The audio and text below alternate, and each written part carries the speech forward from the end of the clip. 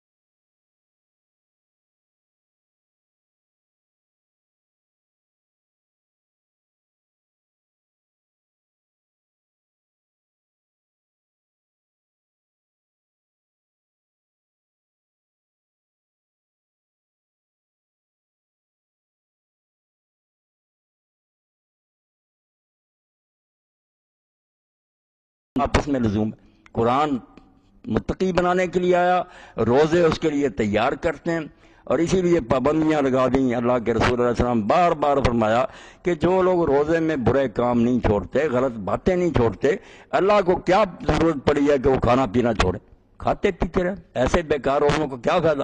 اللہ تو وہ روزے چاہتا ہے جو آدمی کو واقعی ایسے بنا دے کہ کوئی برائی کا موقع آئے، جذبات میں حیران ہو، کسی نے گالیاں دی، کوئی آپ سے لڑا، حضور نے فرمایا غصہ تو آتا، انسان میں یہ بھی ایک آگ ہے کہ بھڑک اٹھتا کہ میں بھی برابری کا مقابلہ کروں، خالی خود نہیں سائن۔ اس وقت ایک ہی ڈال ہے کہ تم آگے روزہ کر دو کہ بھائی میں روزے میں ہوں، یہ بکتا رہے، میں تو نہیں کر سکتا، مجھ کو پر تو پابندیاں۔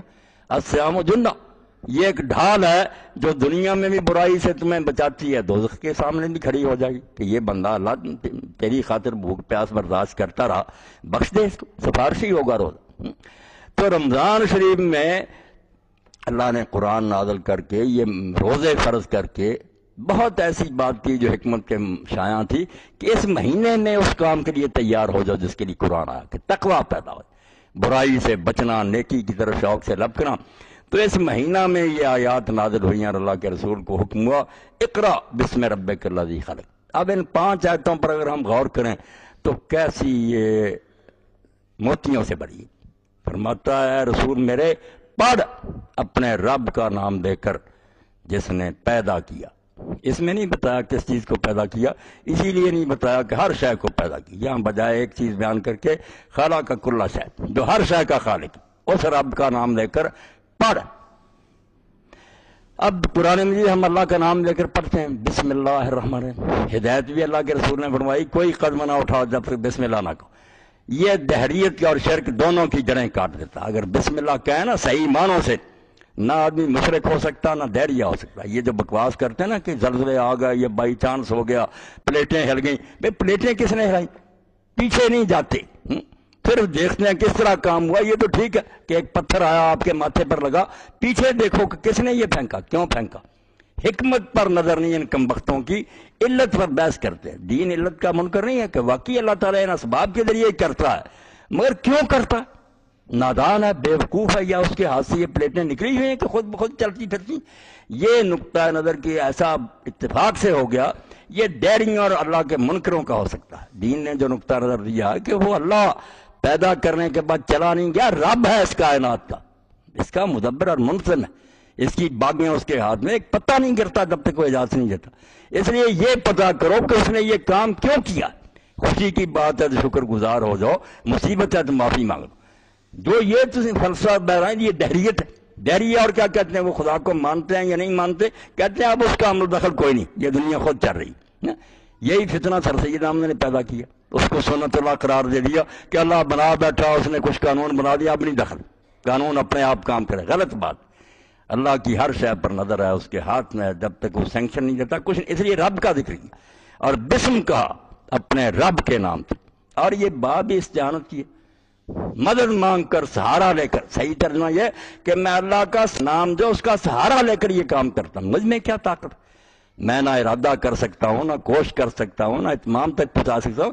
میری کوشش تبھی کامیاب ہوگی اگر وہ ساتھ دے گا، اگر اللہ نہیں ساتھ دیتا کچھ نہیں ہوتا۔ کتنے ارادے ہیں، سکیمیں ہیں جو آدمی بناتا ہے، دن رات ان کے لیے محنت کرتا، ناکام ہو جائے۔ اس لیے جو اللہ نے کہا کہ اللہ کا نام لے کر اس کے نام کا سہارا لو، اس کے نام کی برکت سے سب کام ہوں گے، ورنہ نہیں ہو سکتے۔ جب یہ آدمی کرے گا ایک تو دہریہ نہیں ہوگا، وہ کہے گا نہیں یہاں کچھ نہیں، چیز اتفاقی ہو رہی، نہ سڈنلی ہو رہی، اللہ کے اذن سے ہو رہی ہے، اس کی مدد کے بغیر کچھ نہیں ہو سکتا۔ اور شرک سے بھی چھوٹ جائے گا۔ جتنے مشرک ہیں کہ نہیں فلاں حضرت کی وجہ سے ہوگا، دیوتا کریں گے، فرمایا کوئی نہیں کرتا، نہ پیدا کرنے میں کسی کا دخل ہے، نہ چلانے میں کسی کا دخل ہے، وہ تنہا خالق ہے، وہی رب ہے۔ رب کا معنی ہی نگران کا، اور نگرانی بھی ایسی کہ ہر وقت ایک لمحے کے لیے جو الگ ہو جائے نا وہ رب نہیں ہو سکتا۔ ایک گھڑی کے لیے ساتھ چھوڑ دے اسی وقت موت ہو جائے گی، وہ سورج ٹوٹ پھوٹ جائے گا، وہ زمین تباہ ہو جائے گی، انسان مر جائیں گے۔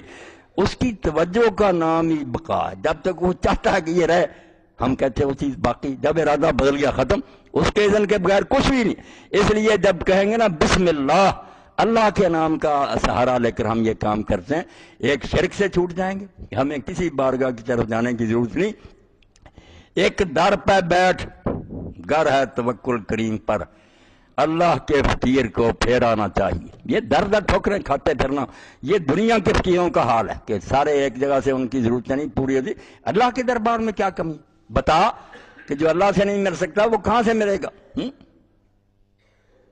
تو اس لیے بسم رب کا جو ہے نا کہ اپنے رب کا نام شروع میں ایسی بات سمجھا دی کہ نہ دیریا ہو کہ یہ دنیا خود بخود چل رہی ہے، نہ مشرک ہو کہ دوسرے چلا رہے ہیں.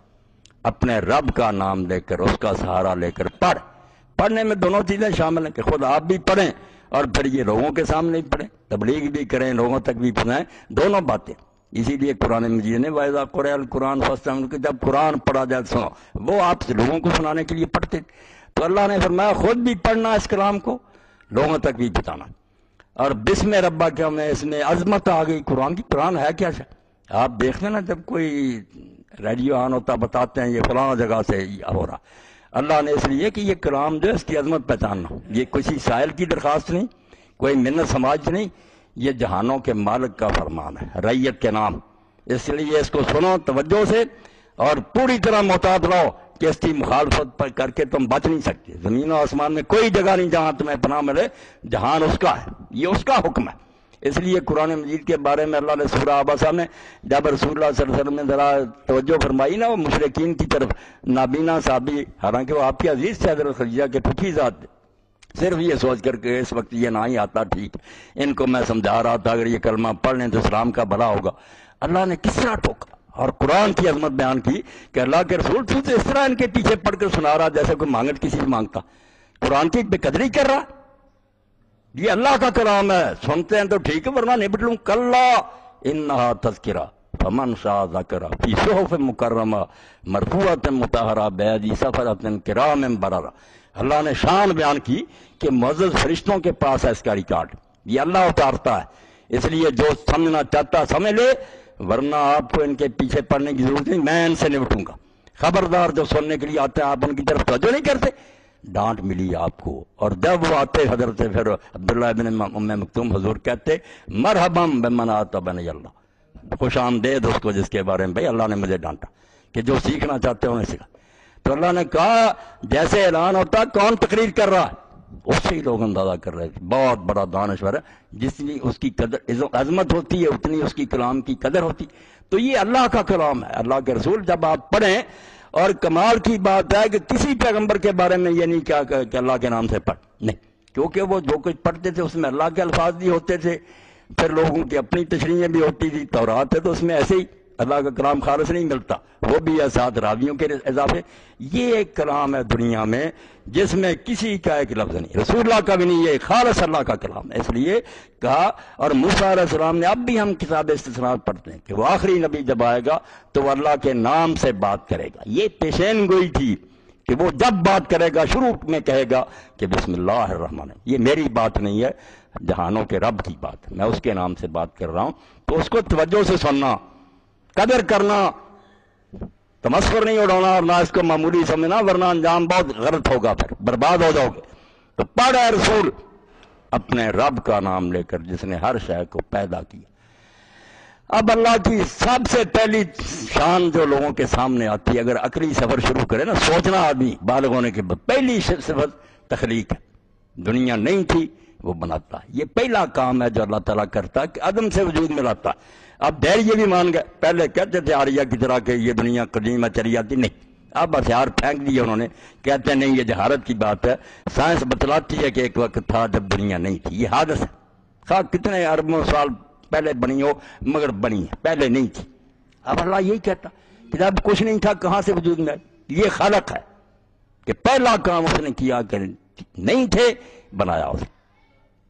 اس کے بعد دوسرا کام یہ کہ بنا کر چھوڑ نہیں دیا، پھر ربوبیت، ہر چیز کو جس چیز کی ضرورت ہے جس لمحہ وہ ساری حاجات ان کی پوری کر رہا. آکسیجن چاہیے، کوئی اور چاہیے، دماغ کو سوچنے کے لیے صلاحیت چاہیے، روحانی، اخلاقی، مادی، جہاں جہاں جس نوبت پر جس جس چیز کی ضرورت ہے وہ سپلائی کر رہا. سسٹینر ہے، دنیا کا محافظ ہے، سنبھالنے والا، خالق بھی ہے، ہر شے کو اس نے بنایا اور رب بھی ہے. اور اسی لیے اللہ کے نیک بندے نے بڑی پیاری بات کہ ہم سوچتے نہیں، ورنہ اپنے اندر بھی سوچیں بارہ سوائے شکر کے کوئی طریقہ ہی نہیں. اور یہ نعمتیں بتلاتا بھی اسی لیے اللہ پاک کہ شکر نعمت کا جذبہ پیدا ہو جائے، یہ بیج دل میں پیدا ہو جائے کہ یہ چیزیں میرے پاس نہیں تھی، کیسے ملی؟ میں نہیں تھا، اب ہوں. نہیں، میرا جو اصل وجود تھا مٹی تھی، پھر بعد میں وہ چپکا ہوا. اللہ پاک فرماتا ہے کہ خون تھا، جم گیا نطفہ، خون چپکنے والا تھا. اس میں کوئی عقل تھی، کوئی سننا دیکھنا تھا، یہ دماغ تھے. جب تو باہر نکلا ماں کے شکم سے، اب کیا بن کر آ گیا؟ تو یہ نعمتیں جب آدمی سوچنا شروع کر دیتا ہے، اور یہ بھی بے مفت میں ملی، کوئی میں نے مطالبہ نہیں، مجھے پتہ بھی نہیں تھا کہ مجھے یہ چیزیں چاہیے. زندگی میں جو جو چیز چاہیے تھی دے. اور یہ ڈاکٹر حضرات آپ کے سامنے بیٹھے، دیکھیں ابھی دوست جو لے گیا میرا بچہ ایک اپنے دوست کو ڈاکٹر فیل صاحب کے پاس، تو انہوں نے کہا اس کے دونوں گردے تباہ ہو چکے ہیں، یہ بچہ نہیں بچ سکتا، فوراً ایک گردے کا انتظام کرے. اب وہ گردہ شاید ملے نہ ملے، ملے تو کتنی قیمت میں ملے، اور یہ مفت میں دیے ہیں، بغیر درخواست کے دیے ہیں، اس کا ہم احسان نہیں مانتے. اللہ یہی شکوہ کرتا کہ ان الانسان لظلوم کفار، کہ یہ بے دین انسان جو ہے نا، اس سے بڑا ظالم کوئی نہیں کہ حق بھی مارتا تو میرا مارتا، جو ہر وقت بارش کی طرح نعمتیں برسا رہا، ہر لمحہ میری نعمتوں کے نیچے دبا ہوا. کفار بہت بڑا ناشکرا، احسان فراموش بھی نکلا تو ان احسانوں سے مکر گیا. حالانکہ وہ مولوی غلام رسول رحمۃ اللہ علیہ فرماتے ہیں ہر انسان کے اندر ایک کافرم تھینک یو کہنا، یہ شکر جو ادا کرنا فطری بات ہے، لوگوں کا کرتا ہے. تو کہتے ہیں تو احسان کرے کو ذرہ دلوں چکے سواری. معمولی احسان کسی نے کہ ساری عمر جب وہ سامنے آئے سر جھکا دیتا. تو احسان کرے کو ذرہ دلوں چکے سواری، جیسے احسان تیرے سر لکھاں اس تو ہے انکاری، کوئی شرم کر. اللہ فرماتا میں خالق ہوں، تھے ہی نہیں تم بنایا تمہیں عدم سے وجود. ایک تو یہی کام بڑا، تھے ہی نہیں بنا دیا. پھر ساتھ رب ہوں کہ ہر لمحہ.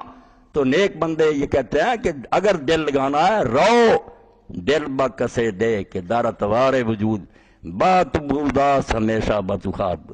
جا دل لگا اس رب سے، مالک سے، پیارے آقا سے، جو وجود کے جتنے مرحلے آئے، نہیں تھا مٹی تھا، پھر نباتات بنا، پھر نطفہ بنا، ماں کے پیٹ میں رہا، اب بھی یہاں بھی اگلی دنیا میں بھی، جو وجود کے سب مراحل میں بات بوداس تیرے ساتھ رہا ہے، باتو خواہد بولا رہے گا. اس خدا کو تو بول جاتا جو رب ہے، ہر وقت ہر تیری حاجت پوری کرا.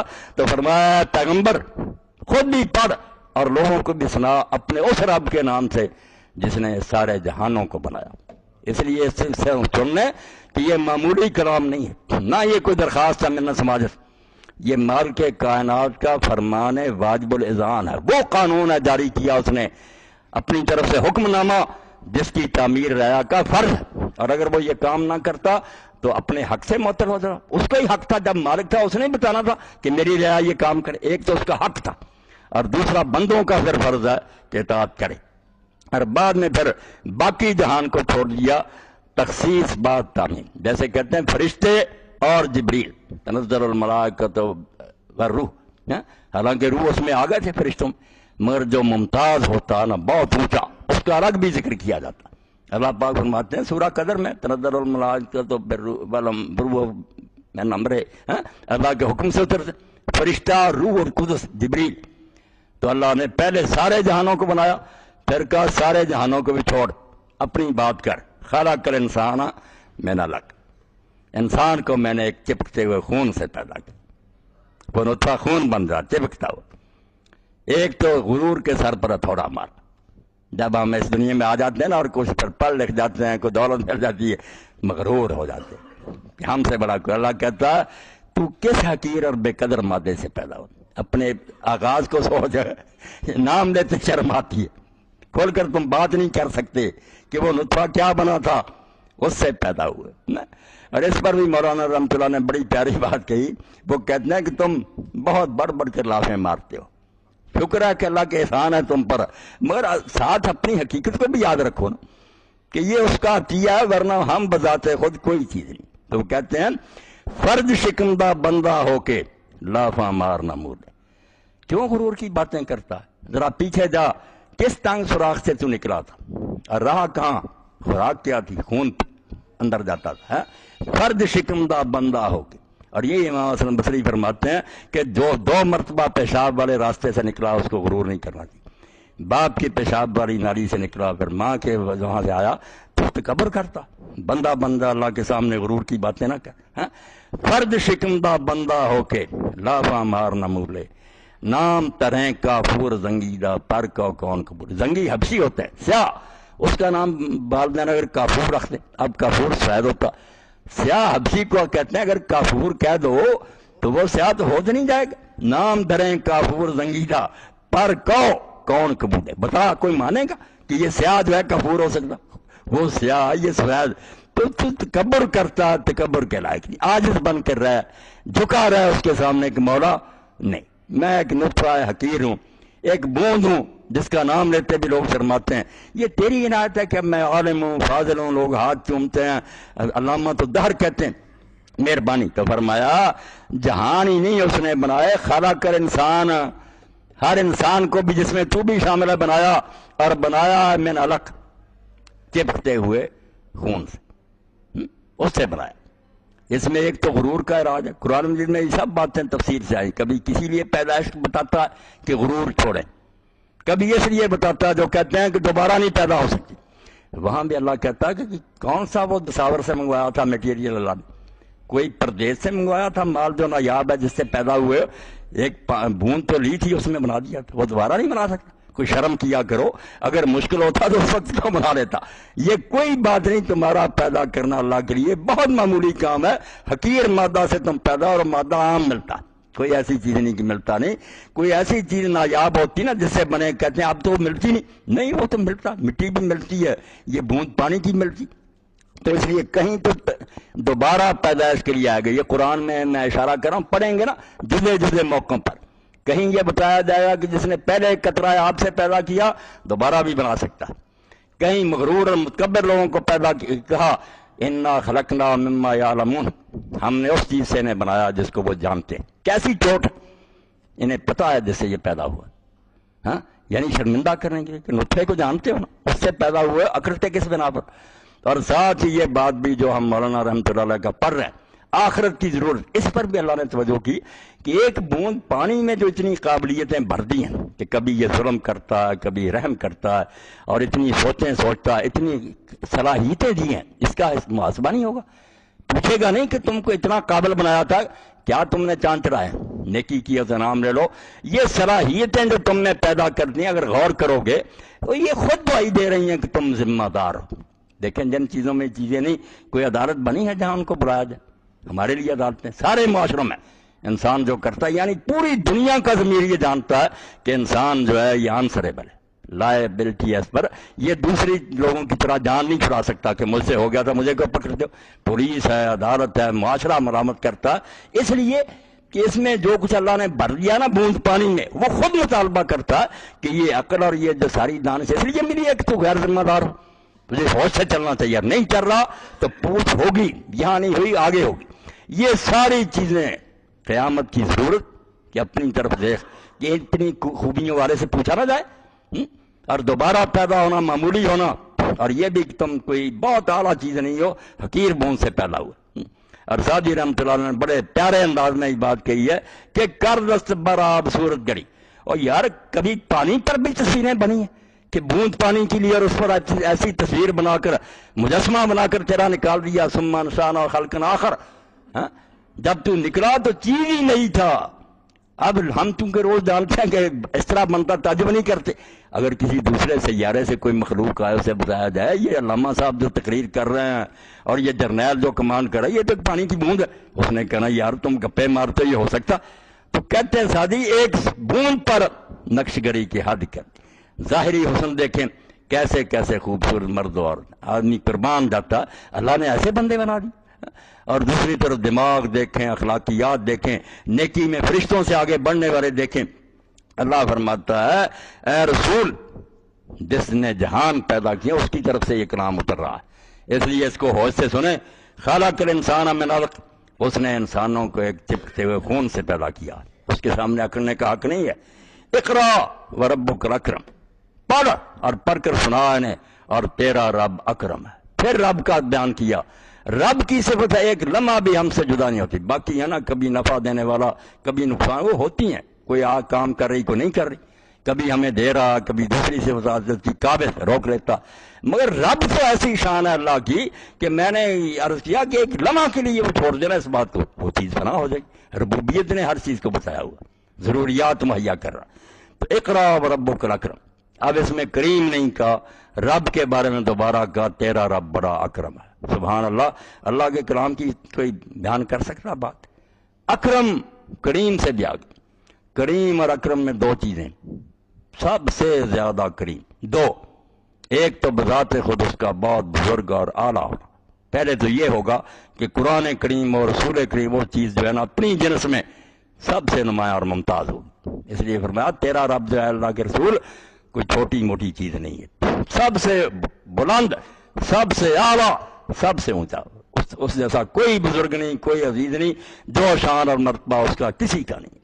اور دوسرا کہ اگر وہ آپ تو بذات خود بہت عظیم ہو مگر کسی کا بھلا کوئی نہ کرے. کئی لوگوں کے پاس اربوں ہے، کسی کو ایک ٹکا نہیں دیتی. مگر کریم کے لیے ضروری کہ وہ خود بھی بہت عظیم ہو اور اپنی اس ساری جو ہے نا اس کے پاس خوبیاں ان سے لوگوں کو بھی مستفید کرے، فائدہ اٹھائے، لوگوں کو لٹائے. سخی کے معنی میں لے لیں آپ. ایک طرف وہ اونچی شان والا، دوسری طرف فیض رساں. ساری مخلوق، مادی مخلوق ہے، انسان ہے، ہر ایک کو وہ پہنچا رہا ہے جو جو چیز چاہیے.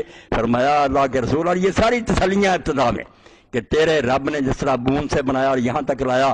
اور حضور پاک صلی اللہ علیہ وسلم کو تو دیکھیں، ربوں کا جو کہا، ربوں کا بسم رب کا، یہ ربوں کا. حضور کی تربیت جو ہوئی ہے تو سورہ وضحا میں ہم پڑھتے ہیں علم یجد کا یتیما فآویٰ، اس میں تو بتایا کہ تیری تربیت کس طرح کرتا ہے، کس ماحول میں تو پلا اور کس شاندار طریقے سے تجھے اللہ نے پالا. کیا اس سے پتہ نہیں چلتا کہ تجھے اس کام کے لیے بنایا تھا؟ اگر عام آدمی ہوتا اللہ کو کیا پڑی تھی، لوگ بتوں کی پوجا کر رہے ہیں، مردار کھا رہے ہیں، تجھ کو بچاتا آیا. اتنے گندے ماحول میں بھی تو نے کبھی بت پرستی نہیں کی، کوئی غلط کام نہیں کیا، اور سہارا دیا تجھے چچا کا جب باپ نہیں تھا. وہ ساری تربیت یہ 40 سال کی ہم پڑھے نا حضور کی تعریف، وہ ربوں کا میں آ گئی کہ تیرا رب جو آج نہیں پہلے دن سے تیری تربیت کرتا آ رہا، جو تیرے پر انعام ہے اللہ کے، اس کے سے کوئی عجیب بات ہے کہ اب اگر نبوت دے دی تو تیاری اس لیے کر رہا تھا. موسیٰ علیہ السلام کو جب دیا نبوت، ٹھیک ہے انہیں پتہ نہیں تھا، مگر اللہ نے تو ماں کو بتا دیا تھا کہ میں اس کو رسول بنانے والا ہوں.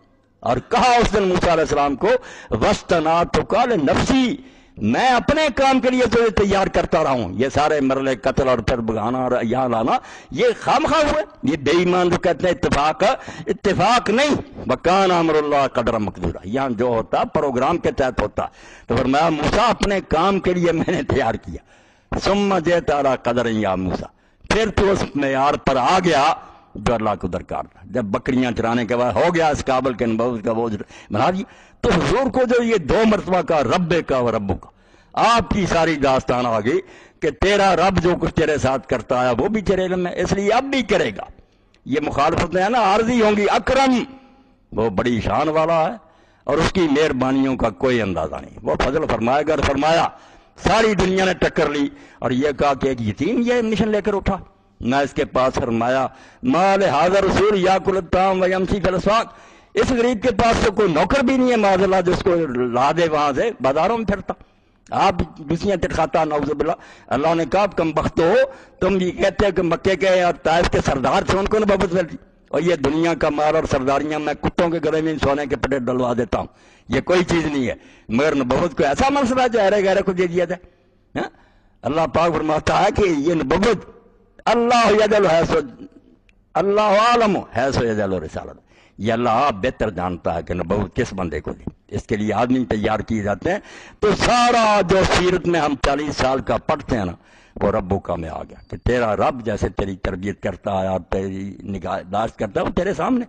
اس لیے مایوس نہیں ہونا. وہ ہے اکرم، نہ اس سے کسی کی شان اعلیٰ ہے نہ اس سے زیادہ کوئی مہربان ہے. تو فضل و کرم فرمائے گا. الذی علم بالقلم، یہ مکے کے لوگوں کے لیے اور سارے جہان کے لیے ایک اور احسان بتایا کہ قرآن کے ذریعہ میں علم قلم کے ذریعہ تعلیم دے رہا ہوں. پچھلی امتوں کی یہی حالت تھی، وہ عارضی سی تعلیم میں تحریر نہیں ہو سکی. موسیٰ علیہ السلام کو 10 حکم اللہ نے تختیوں پر لکھ دیے، باقی لوگوں نے بعد میں لکھی، اس میں ملاوٹیں کر دی. مگر قرآن کی تعلیم اللہ نے قلم کے ذریعے. یہ پہلا مرحلہ آیا. قلم چلتا تھا پہلے بھی، لوگ کتابیں لکھتے، مگر یہ آخری کتاب کو اللہ نے محفوظ کروایا خود اور بندوبست کر دیا. انا علینا جمعہ قرآن. اے اللہ کے رسول پریشان نہ ہونا، اس کو جمع کرانا، لوگوں تک پہنچانا، یہ میری ذمہ داری۔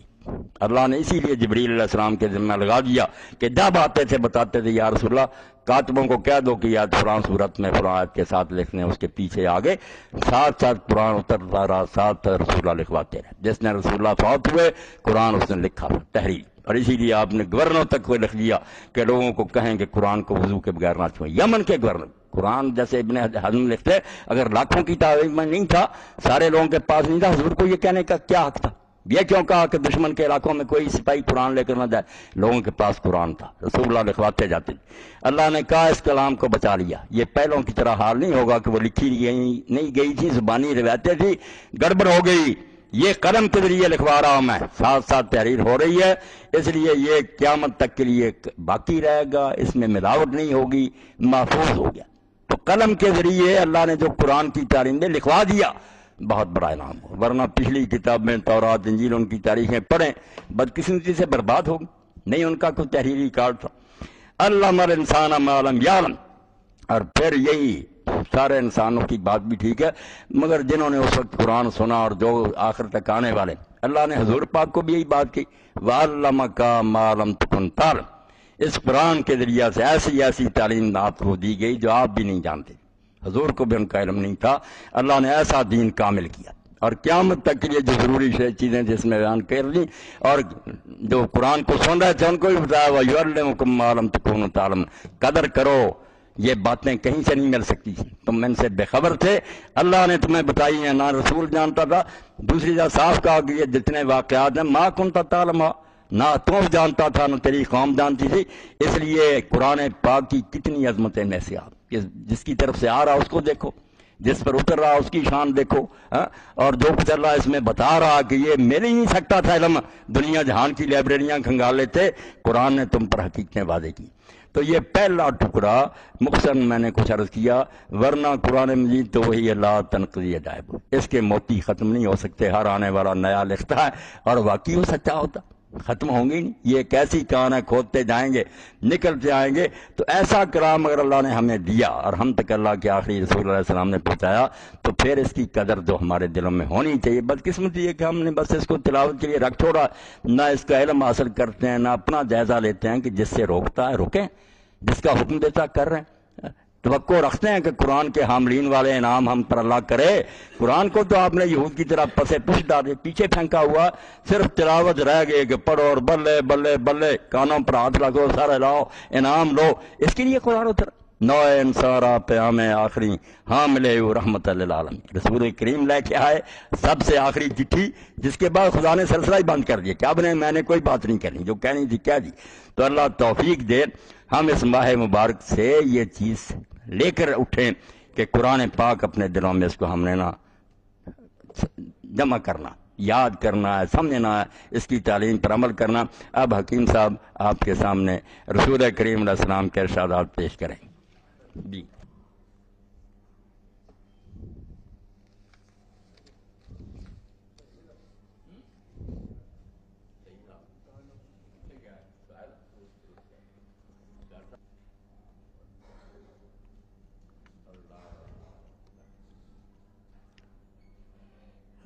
بسم اللہ الرحمن الرحیم۔ حضرت عائشہ رضی اللہ تعالیٰ کی روایت ہے، وہ کہتی ہیں کہ ما رأیت رسول اللہ صلی اللہ علیہ وسلم مستجمعا قط ضاحکا حتی ارى منہ لہواته وانما كان يتبسم، رواہ اخرجہ الخمسہ الا النسائی وزاد البخاری فی روایت وکان اذا رأى غیما غرف فی وجہہ فقلت یا رسول اللہ الناس اذا رأوا الغیم فرحوا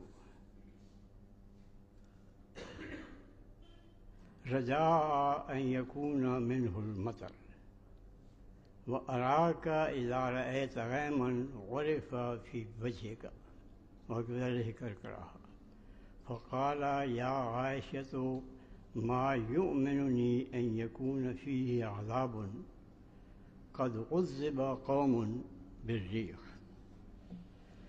نبی کریم صلی اللہ علیہ وسلم کے بارے میں حضرت عائشہ رضی اللہ تعالی عنہا ارشاد فرماتی ہیں کہ میں نے نبی کریم صلی اللہ علیہ وسلم کو اس طرح ہنستے کیسے نہیں دیکھا کہ ان کی پچھلی ڈالے جو ہے وہ بھی نظر آئیں، یعنی بہت زوردار کہا آپ کبھی نہیں لگاتے تھے، آپ صرف تبسم فرمایا کرتے تھے۔ مزید یہ ہے کہ نبی کریم صلی اللہ علیہ وسلم جب کوئی کسی بادل کو دیکھتے تو اس کا اثر آپ کے چہرے پر نظر آتا۔ تو حضرت عائشہ فرماتی ہیں کہ میں نے ایک دفعہ نبی کریم صلی اللہ علیہ وسلم سے پوچھا کہ لوگ جو ہیں وہ تو بادل کو دیکھ کے خوش ہوتے ہیں، لیکن آپ کے چہرے پر بادل کو دیکھ کر جو آثار نظر آتے ہیں وہ کچھ تشویش کے آثار ہوتے ہیں۔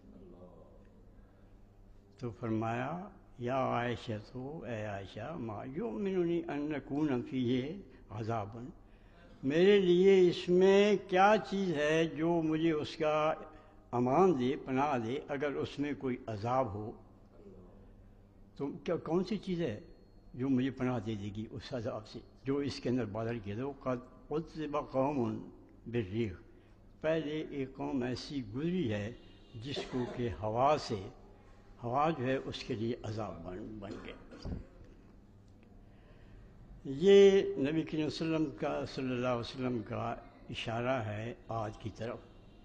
ان کا یہ تھا، قرآن مجید میں آتا ہے کہ جب پیغمبر نے کہا بلغوا ما ارسلت بہ ولکنی اراکم قوما تجہلون، کہ تم بات میری سمجھتے نہیں ہو، کوشش نہیں کرتے ہو، میں تو اللہ کا پیغام تمہیں پہنچاتا ہوں۔ تو وہ کہتے تھے کہ یہ تو ایسی باتیں ہیں، جو کچھ تو ہے کوئی عذاب تو تم لے آؤ۔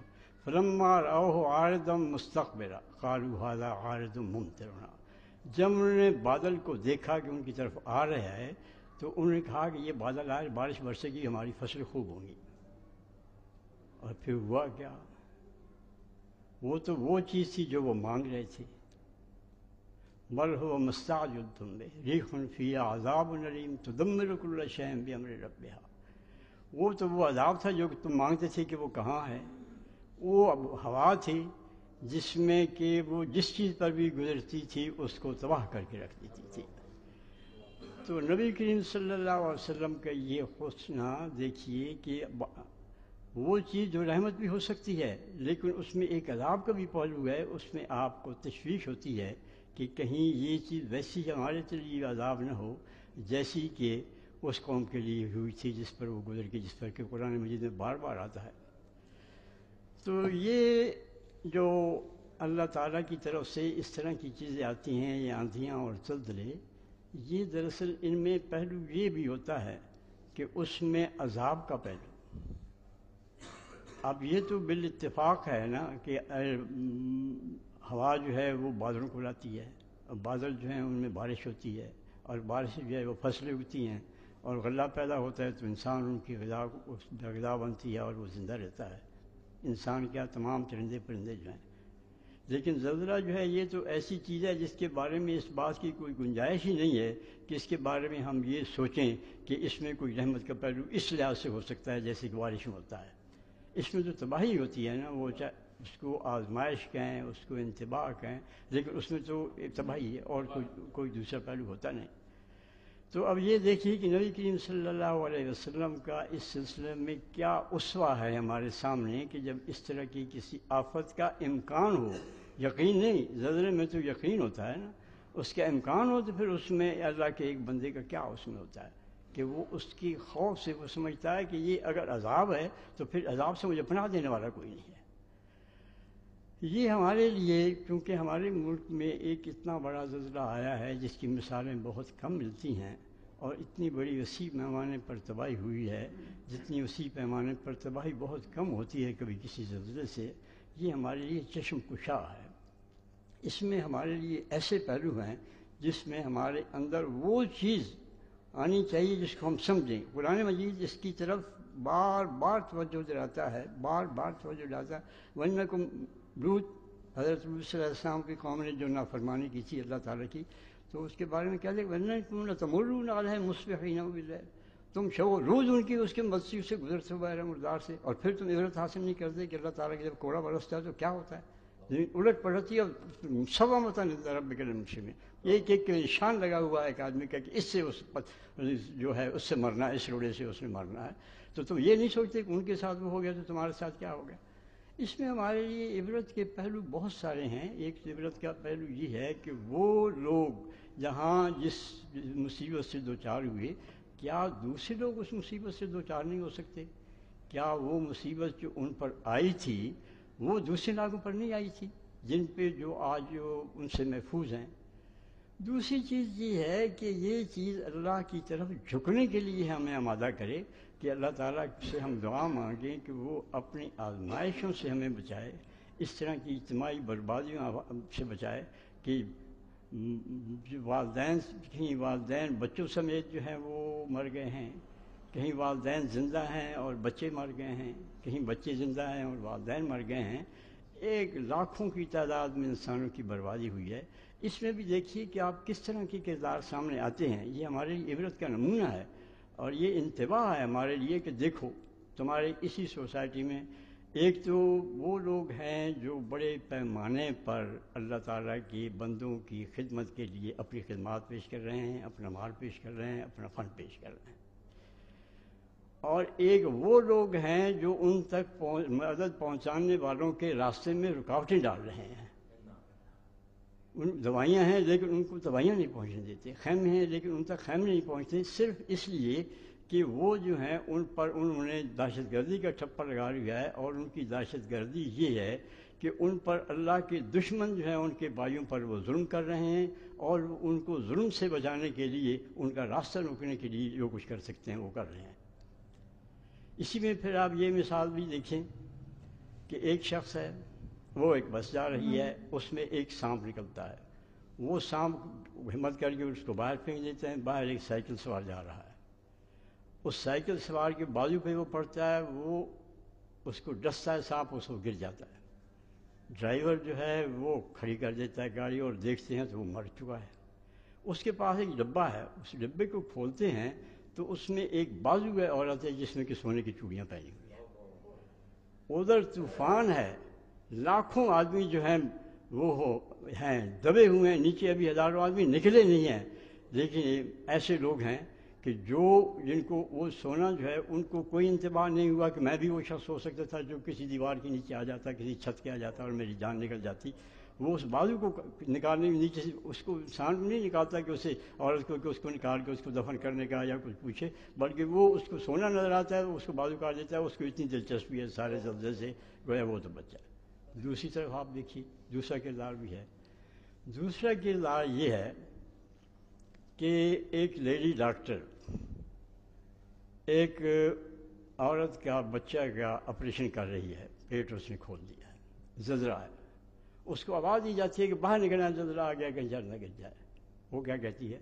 وہ کہتی ہے میں نے اس کا پیٹ کھول دیا ہے، اب میں اس کو اس طرح سے کیسے چھوڑ کے جاؤں، یہ مرتی ہے تو میں بھی مر جاؤں گی، اگر اس کی موت ہے تو میں بھی مر جاؤں گی، دونوں مر جائیں گے۔ وہی بات یہ دوسری، اور وہ پھر دیکھیے آگے یہاں آپ دیکھیں نا کہ یہ سارے جو اسباب اور یہ ساری چیزیں سوچتے ہیں، اس چیز کو نہیں سوچتے کہ یہ حیرت انگیز بات ہے، جس شخص نے یہ بات دیکھی ہے اسی نے یہ بات دیکھی ہے، اس نے کہا کہ پھر وہ کمرہ بچ گیا، باقی جگہ گر گئی، یہ اخبار میں آئی، اس نے لکھی جس نے اپنی آنکھوں سے دیکھی، راولہ ٹوٹ گئی، یہ معاملہ ہے۔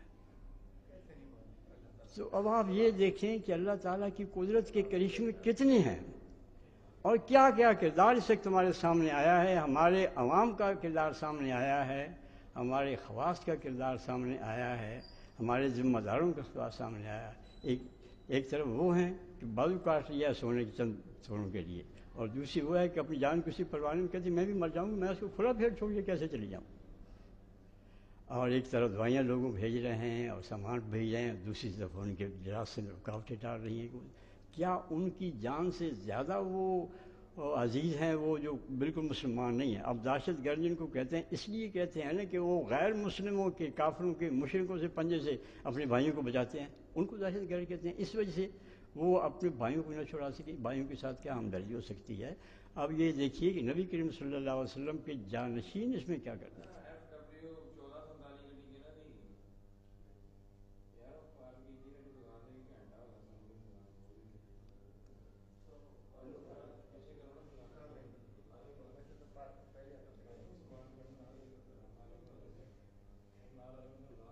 نبی کریم صلی اللہ علیہ وسلم کے خلیفہ راشد حضرت عمر رضی اللہ عنہ کو دیکھیے، ان کی کتنی ذمہ داری ہوتی تھی، اور اس پہ سوچیں کہ ہمارے تمام مسائل جو ہیں اس میں ہمارا کتنا دخل ہے، اور وہ لوگ جن کو ہم اپنا سربراہ بناتے ہیں ان کا کتنا دخل ہے۔ حضرت عمر رضی اللہ تعالیٰ عنہ کو ایک بڑے شان کے آدمی دوسرے تھے، انہوں نے ملے ان سے، تو حضرت عمر نے ان سے کہا کہ چلو چلیں، وہ بیت المال کا ایک اونٹ گم ہو گیا ہے، اس کو تلاش کرتے ہیں۔ انہوں نے کہا کہ کسی غلام کو بھیج دیں آپ، جس میں آپ کی تعریف کرتے ہیں، آپ خلیفہ وقت ہیں۔ انہوں نے کہا کہ من عبد منی، مجھ سے بڑا کون غلام ہو سکتا ہے؟ اب یہ دیکھیے، دوسرے کے راستے میں کھڑے نہیں ہوئے، دوسرے پر ہم نہیں ڈالی، وہ بھیج سکتے تھے بالکل، لیکن انہوں نے کہا کہ مجھ سے بڑا بندہ کون ہو سکتا ہے، غلام ہو سکتا ہے، اتنا چاہیے۔ اور پھر وہی ہیں جو اپنے یہاں تو یہ ہے نا کہ اس بات کی تعریف چاہتے ہیں جو کام نہیں کیا، اس کام کی تعریف چاہتے ہیں، صرف زبان سے۔ لوگ مر رہے ہیں، سب کچھ ہو رہا ہے، خیر ان کو نہیں مل رہا ہے، 22 دن بھی بعد تک بھی ایسی مقام آتے ہیں جہاں جو سینکڑوں آدمی جو ہیں وہ دبے ہوئے ہیں، ان کو نہیں نکلے ہیں، لیکن اپنی تعریف کی جو ہے وہ خود ہی پور باندھے جا رہے ہیں۔ لیکن حضرت عمر رضی اللہ عنہ کا دیکھیے، حضرت ابن عمر نے، حضرت عمر کے بیٹے تھے، انہوں نے ابو موسیٰ اشعری کے بیٹے سے کہا کہ کیا تمہیں معلوم ہے کہ میرے باپ نے تمہارے باپ سے کیا کہا تھا؟ انہوں نے کہا بتائیں کیا کہا تھا؟ یہ میرے سامنے حدیث ہے، وہ پڑھتا نہیں کیونکہ لمبی حدیث ہے۔ تو انہوں نے کہا کہ وہ یہ کہا ایک روز کہ موسیٰ یہ نبی کریم صلی اللہ علیہ وسلم کے ساتھ جو ہم نے نمازیں پڑھیں، جو ہم نے ہجرت کی، جو ہم نے جہاد کیا، وہ تو ایسی چیز ہے کہ انشاءاللہ اس کا ہمیں اجر ملے گا، اور ہم اس میں اور انعام کے مستحق سمجھے جائیں گے۔ لیکن نبی کریم صلی اللہ علیہ وسلم کے بعد جو کچھ ہم نے کیا، اگر وہ برابر سرابر بھی چھوٹ جائیں تو بڑی بات ہے۔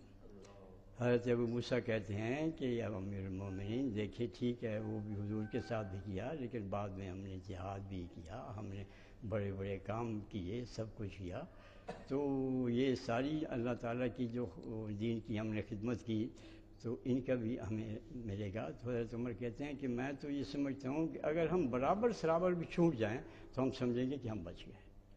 یہ معیار ہے ایک مسلمان حکمران کا۔ تو آج ہم جو ہے اس پہ آپ دیکھیں، اپنے آپ کو بھی جانچیں کہ ہماری کیا ذمہ داری ہوتی ہے، اور جو لوگ ہمارے بڑے ہیں ان کو بھی اس بات پہ سوچنا چاہیے کہ یہ جو ہے یہ بہار دائمی نہیں ہے۔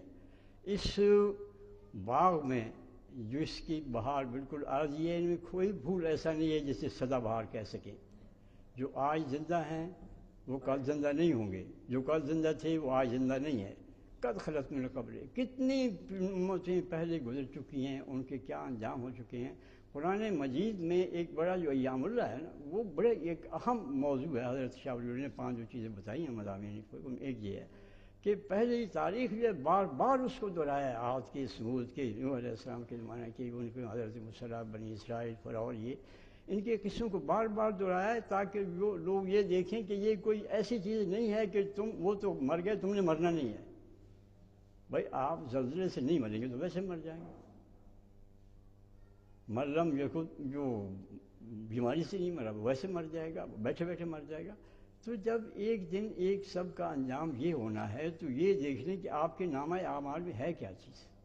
آپ کے نامہ اعمال میں ایسی چیز ہے جس سے کہ آپ چھوٹ جائیں، جس سے کہ آپ برابر سرابر بھی چھوٹ جائیں۔ حضرت عمر رضی اللہ عنہ تو اتنی نیکیاں کر کے اور اتنے جہاد کر کے اور اللہ تعالیٰ کے دین کو کلمہ کو اتنا بلند کر کے اور اتنی مصیبتیں اٹھا کے اپنی جان پر، وہ تو یہ کہتے ہیں کہ برابر سرابر چھوٹ جائیں، تو کیا ان کے مقابلے میں آپ کی نیکی کی کوئی ہے مثال کہ آپ یہ کہہ سکیں کہ ہم برابر چھوٹ جائیں گے؟ اللہ تعالیٰ ہمیں اپنے اوپر اپنا احتساب کرنے کی توفیق فرمائے، اور ان کا بھی احتساب کرنے کی توفیق عطا فرمائے جن کو اپنی گردن پر بٹھا کے ان کو سامان عیش و طرب دیا ہے۔ کہ 2 طرح کے کردار دنیا میں موجود ہیں۔ وہ بھی جس نے بیچاری نے کہا میں مرتی ہوں تو مر دوں مگر میں اس مریضہ کو نہیں چھوڑ سکتی، اور ایک طرف وہ جو بازو کاٹنے. اب کس آدمی کا دل یہ کہتا ہے کہ ان دونوں کا انجام ایک ہی ہونا چاہیے؟ جو کہتے ہیں کہ مر کر مٹی ہو جائیں گے سب، کسی کو کچھ نہیں ملے گا. کتنی ظلم کی بات یہ کرتے ہیں. آفا نجعل المسلمین کالمجرمین ما لکم کیف تحکمون. اللہ نے ڈانٹ کے طور پر کہا کہ تمہارے دماغ کیوں خراب ہو گئے، کیسی بکواس کرتے ہو کہ حکم ماننے والے اور جرم کرنے والے برابر ہو جائیں. یہ کہاں کا انصاف؟ وہ بیچاری اگر جان دے دیتی تو اس کو انعام نہیں ملنا چاہیے جس نے اتنا اثار کیا؟ اور یہ ظالم جو ہے اس کو سزا نہیں ملنی چاہیے. سانپ اگر ڈس گیا تو دنیا میں اس کا خاتمہ ہوا نا، مگر جو ظلم اس نے کیا اس کا تو اس کو پورا بدلہ آگے ملنا چاہیے. تو یہ چیزیں ہر وقت ہمیں آخرت پر ایمان لانے کی دعوت دیتی ہیں کہ جب دنیا میں ہم ظالم بھی دیکھ رہے ہیں، مظلوم بھی دیکھ رہے ہیں، تو کس طرح یہ یکساں ہو جائیں گے؟ دونوں کا انجام الگ الگ ہونا چاہیے. اللہ تعالیٰ بار بار دو متضاد چیزیں بیان کر کے کہتا ہے کہ روشنی اور تاریکی، اور اندھا ہونا سجاکھا ہونا، یہ کس طرح نیکیاں بدیاں برابر ہو جائیں؟ کوئی عقل کی بات کرو، نہیں برابر ہو سکتی. بالکل دونوں کا جدا جدا نتیجہ سامنے آئے گا، واضح بات ہے. اور یہ نہیں کہ انہیں سمجھ نہیں آتی، قرآن میں بار بار یہ بات بتاتا ہے کہ تم یہ فکر جو کرتے ہو نا کہ یار انہیں شاید سمجھ نہیں آئی، ہمارے سمجھانے میں کوئی کمی ہے، ایسی کوئی بات نہیں. قرآن بھی بہت مبین ہے، رسول سے زیادہ کون سمجھا سکتا ہے؟ ان کی کھوپڑیوں میں عقل ہے کوئی بھس نہیں بھری، صرف نیتیں خراب ہیں، یہ دل کے گندے ہیں، من حرامی حجتاں ٹیر. چونکہ یہ سمجھتے کہ اگر مان لیا تو نیک بننا پڑے گا، برائیاں اپنا عیش نہیں چھوڑنا چاہتے. اسی لیے رسول علیہ السلام کو اللہ پھر کہہ دیتا آرض عن الجاہل، ان بے ایمانوں سے آپ منہ پھیر لیں، ان سے اب میں ہی نپٹوں گا. سمجھ کی کمی نہیں، نیت خراب ہے نہیں. تو اصل میں دین کا کام کرنے والے تو بیچارے پریشان ہوتے ہیں، یار ہمارے سمجھانے میں شاید کوئی کمی رہ گی. تو اللہ تعالیٰ قرآن کے ذریعے پھر دستگیری کرتا رہا کہ رسول اور آپ کے ساتھی جو ہے نا جو کر رہے ہیں ساری سرگرمیاں میرے سامنے، کوئی آپ فکر نہ کریں، آپ کا ثواب پورا لکھا دیا گیا. یہ نہیں مانتے تو آپ خود ہی میں ان سے معاملہ کر لوں گا. تو یہ چیزیں واقعی ایمان کو تازگی بخشتی ہیں کہ نیک کی نیکی سن کر جی چاہتا ہے کہ اس بندے کو تو پھر بہت انعام ملنا چاہیے اگر یہاں نہیں ملا، اور برے کام کرنے والوں کو آگ میں جلانا ہی چاہیے. اچھا، تو عید انشاءاللہ آ رہی ہے، اللہ تعالیٰ مبارک کرے عالم اسلام کے لیے. اس میں صدقہ فطر جو ہے اس کی ادائیگی اللہ تعالیٰ نے اپنے رسول کے ذریعہ کیسا حکمت برا دین ہمیں عطا کیا. جیسے یہ اس پر بھی شائع ہوتا نا نشور پڑھیے، امام راضی رحمۃ اللہ علیہ نے خلاصہ نکالا نے کہا تعظیم لامر اللہ و شفقت علی خلق اللہ. بس دین اگر نچوڑ چاہتے تو دو ہی ہے، ایک طرف اللہ کو دیکھو کتنا عظیم ہے، اس کا حکم نہ توڑو، کسی معمولی ہستی کا معارضہ کر رہے ہو اس سے ٹکر لے رہے ہو جس سے عظیم ہی کوئی نہیں، اور دوسری طرف اس کی مخلوق پر شفقت کرو، خلق خدا سے ہمدردی کرو. اگر اللہ نے کوئی چیز دوسروں کی نسبت زیادہ دی ہے تمہیں تو اس کو عطیہ سمجھ کر اللہ کا شکر ادا کرو. اور احسن کما احسن اللہ علیک، جیسے تیرے ساتھ اللہ نے نیکی کی ہے تو بھی بندوں پر کر. دونوں ہماری خوشی کے دن جو عیدیں ہیں دونوں میں دیکھ لیں، دونوں چیزیں جمع. ایک طرف اللہ کے سامنے حاضر ہو کر 2 رکعت پڑھتے ہیں، ان میں پہلے کی نسبت زیادہ اللہ اکبر کہتے ہیں کہ اللہ واقعی تو بڑا، اتنا بڑا اجتماع، ہم لباس پہن کر آئے ہیں، خوشیاں منا رہے ہیں، مگر ان حالات میں بھی ہمیں پتہ ہے کہ تیرے سامنے ہماری کوئی حیثیت نہیں. ہم اعلانیہ کہتے ہیں تو بڑا ہے، تو بڑا ہے. اور دوسری طرف خلق خدا کو نہیں بھولتے. ہمیں اجازت ملی، رسول اللہ علیہ السلام کی سنت تھی کہ کھا کر کچھ جاتے تھے عید کے لیے، کھجوریں کھاتے تھے، تاک کھاتے تھے، اور بھی جو چیز کھائے، وقت دیا کہ کھا پی کر آؤ کوئی بات نہیں، مگر ساتھ ہی مقرر کر دیا کہ پہلے مسکینوں کا پتہ تو کرو. انہیں صدقہ فطر دیا، ان کے گھروں میں چولہے آپ نے روشن جلائے، اگر تو ان کی عید کا بندوبست کیا تو میرے دربار میں آؤ. اللہ نے تو رسول علیہ السلام کے بارے میں کہہ دیا کہ بھائی حضور سے بات کرنی تو پہلے کچھ صدقہ پیش کرو. یہ سور پابندی لگا دی. جب منافق تنگ کرتے تھے، خواہ مخواہ وقت لے لیتے تھے، حضور ہم نے بات کرنی، کرتے کچھ نہیں تھے، صرف یہ لوگوں پر اثر ڈالنے کے لیے بڑے یار خاص آدمی حضور کے علیحدہ آپ ان کو وقت دیتے ہیں، وقت ضائع کرنا کہ لوگوں کو اللہ نے پھر کنجوسوں پر یہ کہہ دیا کہ پہلے حضور کے سامنے لا کر کچھ صدقہ رکھو. پھر ڈر گئے، بے ایمان تھے، پیسے تو خرچ نہیں کہ اسی لیے تو وہ منافق بنے ہوئے. تو اللہ نے رسول کے سامنے صدقہ رکھنے کا حکم دیا.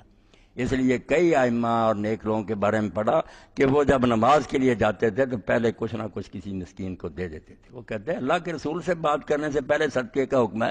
یار اللہ سے بات کرنے جا رہے ہیں، اس کے بندوں کو کچھ دینا چاہیے. ہاں، امام احمد فرماتے ہیں ایک شخص نے صحابی سے سنا یہ کہ صدقہ قیامت کے دن سایہ کرے گا آدمی پر.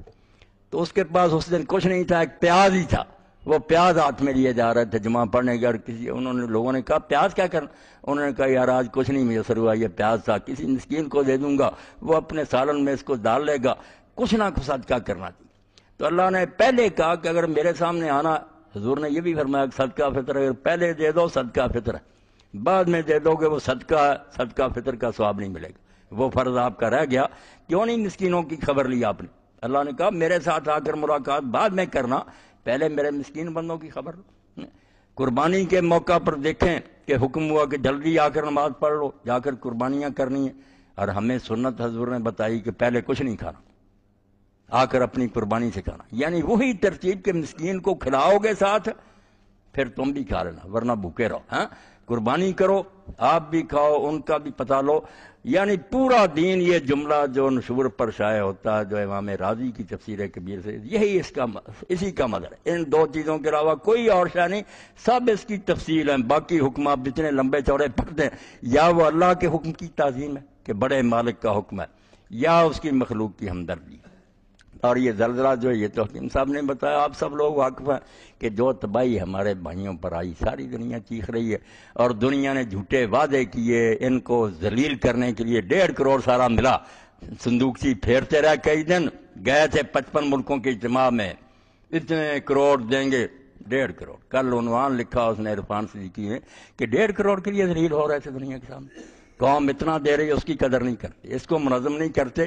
کیا ملا ان سے؟ وعدے رہ گئے. وہ بھی کئی لوگوں کے وعدے کئی مرتبہ انہوں نے کیے ہیں دوسرے ملکوں کے ساتھ بھی، پورے ہی نہیں کی. جی یہ بلاوجہ نہیں ہے، اسلامی میں جتنے وعدے ہوئے تھے وہ پورے کر دیے انہوں نے. جو خبر ہمارے ملک میں شائع ہوتی ہے، یا ان کی وہ خبر نہیں پہنچتی، اسی تو ساری دنیا سنتی ہے. جب راولپنڈی کے بازاروں میں وہ امداد کے لیے آئے ہوئے کھانے اور دکھے کپڑے، تو پھر دنیا کو نہیں پہنچی کہ وہ کہاں جا رہے ہیں. سارا پتہ، سارا انتظام کیا اس تصویر انتظامی کے پاس ہے ہی نہیں، وہ کہاں جا رہا ہے. جب لوگوں کی خبر سنتے ہوگی تو وہ کہتے ہوں گے ہم کیوں دیں ان کو، جو بازار میں جا کے بیچ دیتے ہیں. اللہ اکبر. باقی حالات خراب ہی ہیں. اللہ یہ فرمایا کہ ہر لحاظ سے نا بربادی ہوگی. تو اللہ عید ہم سب کے لیے مبارک کرے. صدقہ فطر کی آپ ادائیگی پہلے بے شک 1-2 دن کرنے، کوئی بات نہیں، اچھی بات، اللہ قبول فرمائے. اللہم صلی علی سیدنا و نبینا محمد وعلی آل سیدنا محمد وبارک وسلم. اللہم انصر الاسلام والمسلمین واخذل الکفرۃ والمشرکین. اللہم لا تقتلنا بغضبک ولا تہلکنا بعذابک وعافنا قبل ذلک. ربنا آتنا فی الدنیا حسنۃ وفی الآخرۃ حسنۃ وقنا عذاب النار. وصلی اللہ تعالی علی خیر خلقہ محمد وآلہ وصحبہ اجمعین، آمین یا رب العالمین. کسی کا دوست کوئی حج پہ جا رہا ہے تو یہ مولانا کی کتاب ہے، یہ کتاب آپ بھی لیں اور دوسرے ساتھیوں تک بھی زلزلہ فنڈ میں بھی اللہ کیا